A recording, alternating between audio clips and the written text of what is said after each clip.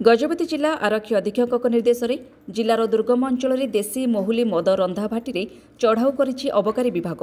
अबकारी विभाग एक स्वतंत्र टीम गठन कर आर उदयगिरी थाना अंतर्गत अनुगुरु और केरेडांग गाँ निकटस्थ घंच जंगल पहाड़िया झरणा पाखरे चढ़ाऊ करिछि। चढ़ाऊरे महुली मद रांधुथिबा लोके अबकारी विभाग कर्मचारी को देखि सेठारु फेरार हो जाइथिले। घटनास्थल में पहुंचवा पर पाखापाखि 14टी 500 लिटर ब्यारेल महुली पोच जबत करिछि पुलिस। रंधा पाई व्यवहृत बड़ बड़ हांडी रे महुली मद थिबा देखिबाकु मिलिछि। महुली मद प्रस्तुति पाई रखा जाइथिबा 6500 लिटर पोच नष्ट कराजिबा सह 500 लिटर महुली मद जबत करिछि अबकारी विभाग। एही चढ़ाऊरे मोहन अबकारी विभाग भारप्राप्त अधिकारी संतोष दास चढ़ाऊ संपर्क में सूचना प्रदान करिसेंति। गजपति मोहनरू मनमत मिश्रଙ୍କ रिपोर्ट धरित्री लाइव।